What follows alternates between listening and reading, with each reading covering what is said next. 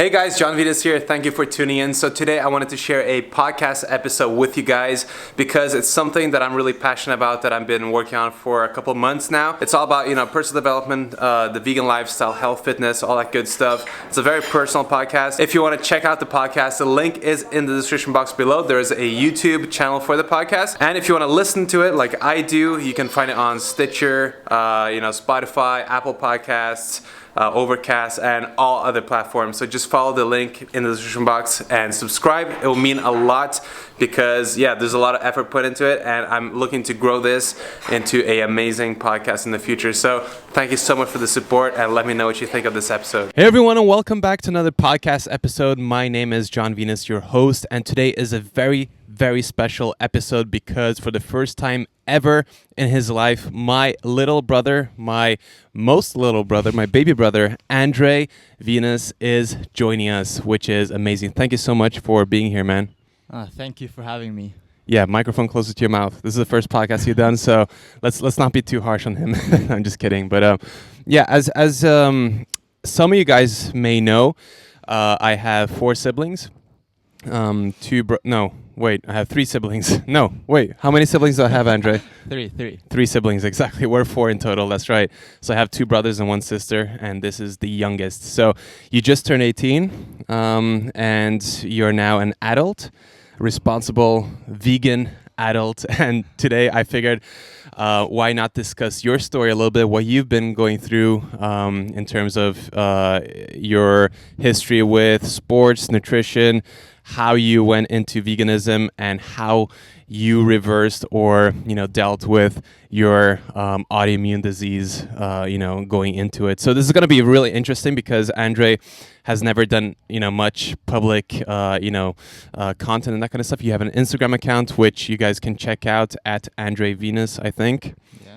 But apart from that, this is all new, so enjoy and relax because we have some stuff to go through. So Andre, first things first, who's your favorite brother, me or Leo? That's a very easy question. Oh, yeah? Have to go with the biggest brother, Jon Venus. Idol. Poor Leo. Don't get me wrong, Leo is also great. Yeah, so that's perfect way to start the episode with a big ego stroke. Thank you, Andre. So give the people a little bit of a summary. Who are you? What are you all about? Just like a quick summary, origin story of Andre. Just very short one, from your life. Like tell people what you are all about up to this point. Well, I am 18 years old, as you said before. I am half Brazilian, half Norwegian, and woohoo! And I've lived in 3 different countries. So I've lived in Norway, Spain, and US. Yeah. And I've become vegan 4 years ago. Mm-hmm. And that was around the same time that we discovered the autoimmune disease. Right. So yeah. So why not just start with the autoimmune disorder that you experienced, because I think this is going to be the most valuable part of the podcast, because a lot of people believe that eating a plant-based diet can be healthy, can be helpful, and some people think that it's the most destructive, the most disease-causing diet that you can possibly eat. So this is a really cool testament, and also a huge reason to why I believe in the plant-based diet so strongly is because of your experience with a chronic disease. So let's just go into it right now. Do you remember what the disease was called? No. I don't know how to spell it, but the simple way of saying it, I think, was vitiligo. Yeah, so the Vitiligo. I don't even know how to.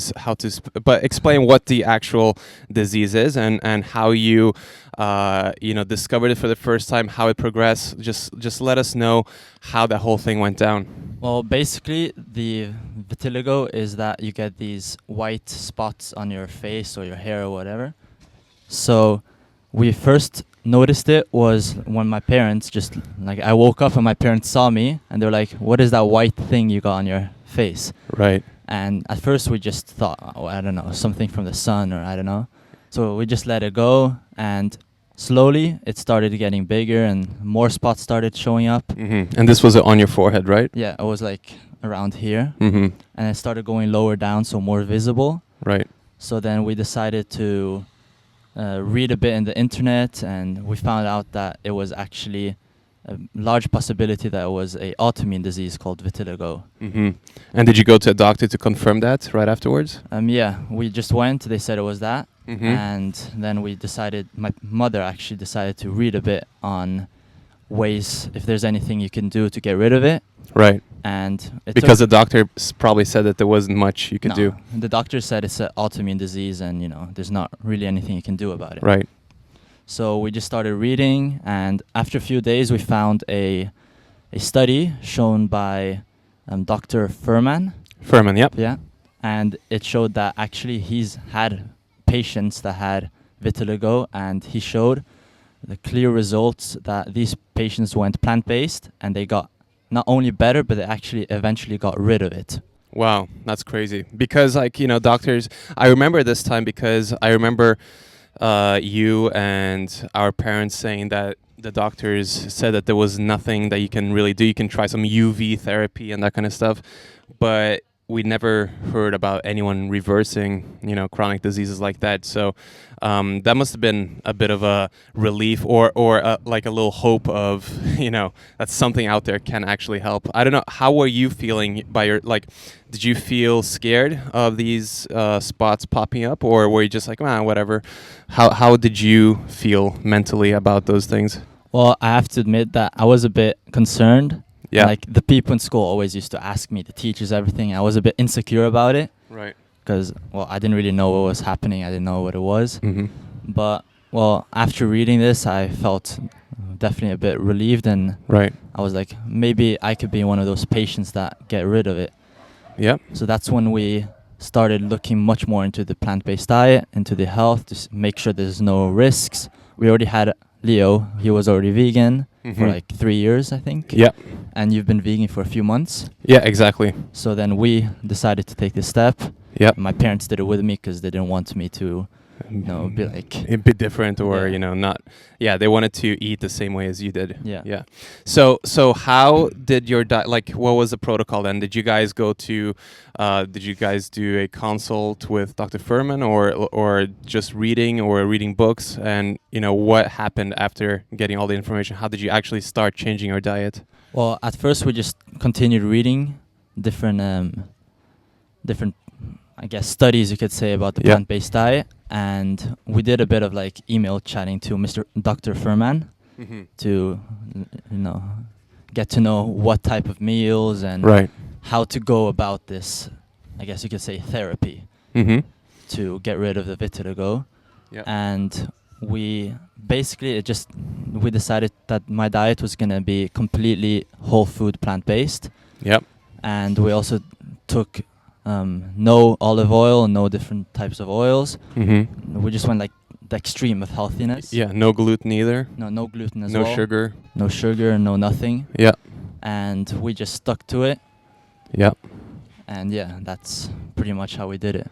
Yeah. And you've been eating the same way ever since. Yeah. Yeah. So you switched to a plant-based diet when you were 14, right? 14. Yeah, 14. So you've been vegan 4 years now.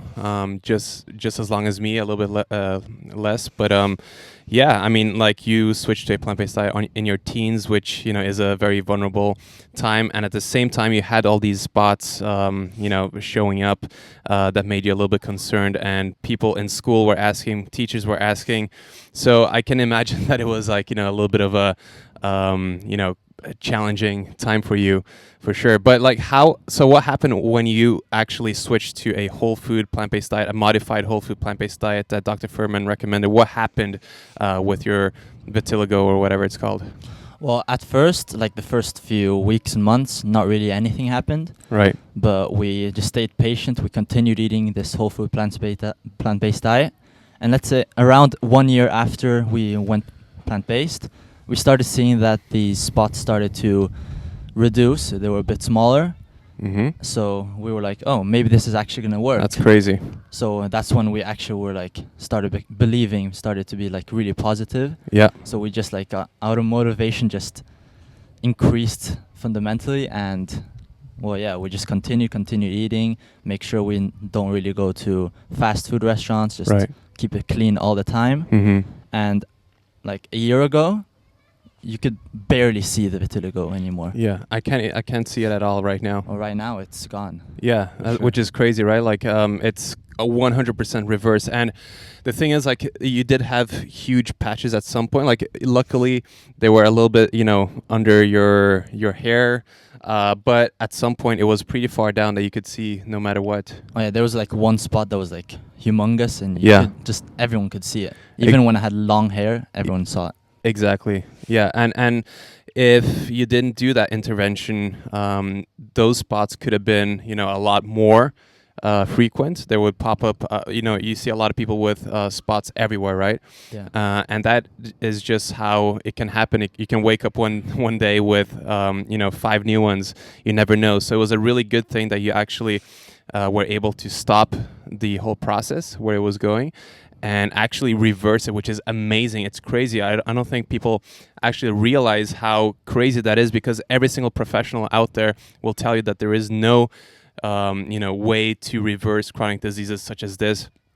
And then we have people who are practicing, lifestyle medicine and preventative medicine and, nutrition-based medicine, who are reversing these crazy things. And I just don't know how people still don't know about it, that there is a possibility to reverse certain diseases, even though medications have never been shown to improve anything. There are ways to improve your health, to reverse serious diseases. And again, Andre was a big testament, for me, which is really cool to have someone in my own family who has reversed a chronic disease like that. So that's amazing.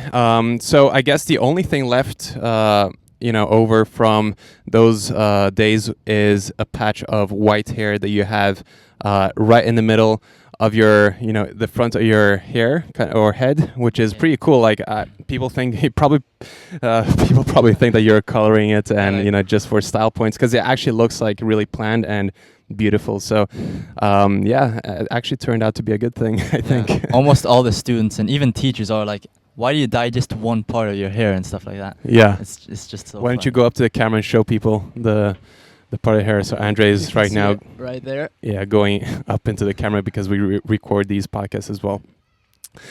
So that's amazing. And you also started training about 2-3. How long ago did you start hitting the gym and focusing on training a little bit? 3 years ago. 3 years ago, yeah. And Andre, he's always been a very how do you say, like more of an ectomorph body type, where he's always been pretty skinny. So I was really interested to see how this teenager with this super skinny frame would be able to progress in the gym on a full plant-based diet, and not only a vegan diet where you can include lots of mock meats and all kinds of powders and that kind of stuff, but a very strict whole food plant-based diet, and how the results would be in the gym. And I gotta say, I'm impressed. Like you, compared to where you started, you've come a very far way, and it's very impressive. So how do you feel about the progress so far? I definitely think it's much larger than I thought. Yeah. I have to say that Were you expecting to be as big as me? Yeah, or Leo? Easily. Like in the first year, I thought I was already going to surpass you. Yeah, sure. Leo. Andre's life goal is to surpass Leo in muscle mass, because he's already given up on me because I'm too big. True. Just kidding. Yeah, so it was quicker than you expected. You're making gains. You have pictures on Instagram to show that. And yeah, it's amazing. Like, how do you feel also growing up in a family as a vegan? Because you switched to a vegan diet when you're 14, in your teens. So how was it being a vegan as a teenager, socially, academically, and family life-wise? Like, how was it to be a young vegan like that? Well, at first, it was a bit different, because like at school at least, everyone was like, I was the only one. No one even knew what veganism was. Right. So they were like, wait, what does that mean? Do you mean no meat? I was like, no milk, no animal products. And they're like, not even eggs. And I'm like, no, not even eggs. And then I remember clearly, like, one of my best friends, he just asked me like, but wait, you're never gonna eat meat again? And I was like, no. And I just remember like he had this really, really sad face. And I was like, oh God, what is this? And then he asked, aren't you gonna miss meat? And I just started laughing so Right. loud. It was, Yeah. No. Yeah. Exactly. I mean, I can imagine it was, you know, you switched to a plant-based diet at the same time as I did. So back then, I remember no one knowing about it. Like I didn't even know about it until Leo switched to a vegan diet. So yeah. So and apart from that, just like the actual eating, apart from the eating stuff and the diet, did anyone ask about the reasons why you're vegan? Like maybe you can explain to people why you chose, veganism and why or how you portray that to other people, if you did at all. well, at first, like when I was really young, I always loved animals so much. Like I remember Yeah. clearly when I was at primary school in US, there was like a huge library. There was like so many different types of books, Mm-hmm. and the only books I would read were on animals.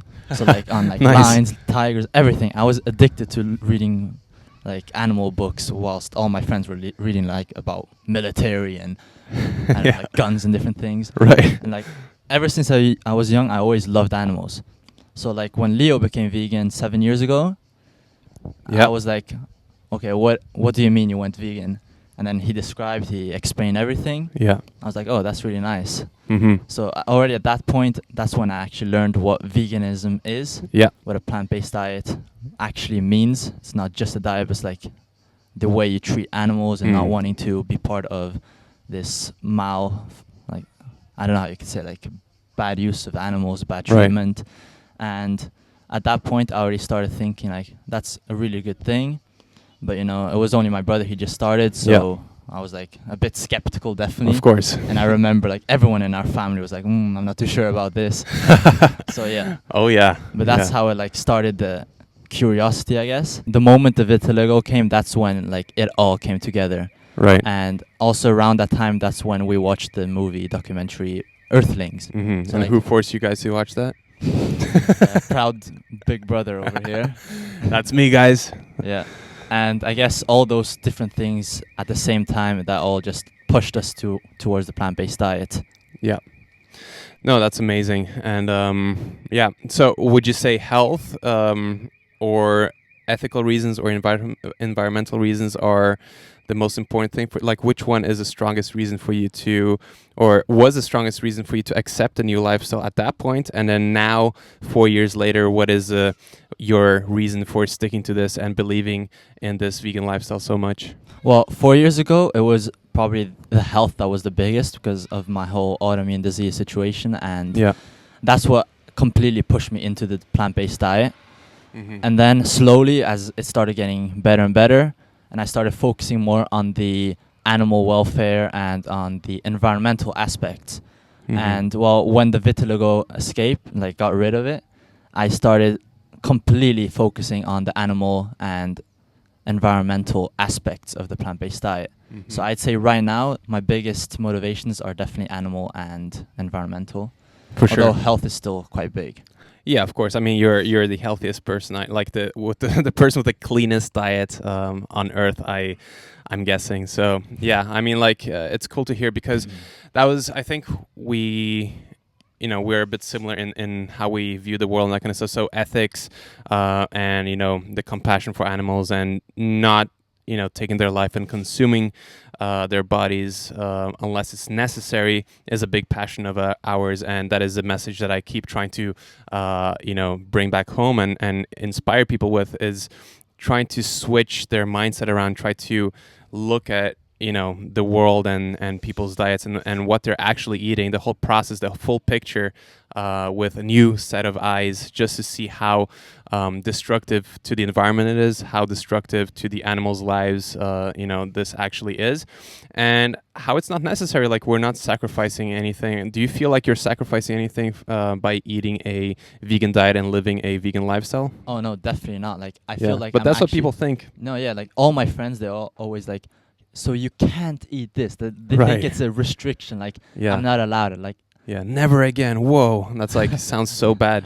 definitely like, but like it's not about not being able to eat. It's about the choice of deciding to not be part of something that I don't view ethical. And how would you recommend people to switch their mindsets around in order to view the situation in the way that you view it? Is there something that you had to practice yourself in order to view the animals as sentient beings and beings that want to live and that kind of stuff? Or was it just like your love for animals was always there, so it's just about making that connection? Like how would you recommend people to switch their mindset around when it comes to feeling empathy for animals? Well, the first part I think is like the most important, is having an open mind. Right. Because you just have to be open to everything. Just listen and listen to people's ideas, how they feel.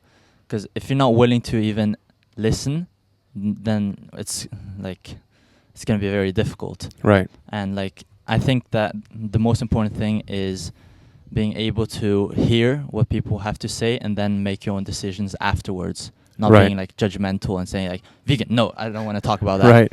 It's not just about veganism, but anything in life. Yep. You always have to be open-minded. That's something I had learned through this experience for sure. I agree with that. No, yeah, because I remember when Leo went vegan, we were in Norway. It was a big celebration. I don't know if it was Christmas or something. And he was the only vegan. At that time, he was only talking about health. Yeah. So I wasn't really interested. Right. It was health. Well, Yeah, I don't same. really care. I'm 12 years old or whatever, Exactly. so I don't care. And I remember many vegans, we criticize people for making fun of us and you're making vegan jokes all the time. But the important thing is to remember that most of us were just the same. I always made jokes. To Leo when I used to send pictures of barbecue and stuff oh, look what we're having here. Don't you miss this? And I was just the same. Right. That's something everyone has to just remember. And yeah. No, 100%. I do remember giving him a very hard time, making fun of him, and it's fun now to look back. But 100%, everyone, it's not that veganism or living a vegan lifestyle is for a select few people who are able to view the world differently. It's just about really, like you say, being open-minded and, looking at things rather than just ignoring things. If you look for the truth, you'll find it. And then if you align your heart with your brain and mind, you'll be able to, feel certain feelings and think certain thoughts that you've never felt before. And that is the case with most people that I've talked to who have transitioned into a vegan lifestyle. It was just a big, switch of mindset and, not ignoring the facts anymore and just looking at them and analyzing with a neutral, unbiased pair of eyes, I guess you could say. From all of us siblings, you've been the most natural first timer on camera. You've killed it. There is no way I would have been able to talk like you're talking the first time I did a podcast or a video or anything like that. I'm gonna show at one point. I'm gonna show my old videos to people, and people are gonna be shocked because I was so nervous, whispering, trembling, and I was just the least charismatic person ever. And you coming on this show for the first time and speaking with such fluency and bringing such good points out, it shows how much potential you have in this space, in my opinion. So hopefully there is room for one more Venus brother on the internet. But yeah, your Instagram, you post there so people can find you over there. So anyway, that is it for this episode. Thank you so much for tuning in. Let us know in the comment section, if you have a comment section where you're listening to this on, let us know what you got away from this episode, what you want to see next. Your feedback means a lot. And if you're listening to this on a podcast platform, please make sure to give us a review, a rating, because that is the most important thing. It helps us out a lot. So I really, really appreciate if you have a spare second to do that. Thank you so much. And yeah, that's pretty much it. Thank you for joining us, Andre. Thank you. And we'll see you very soon. Peace out. Peace out.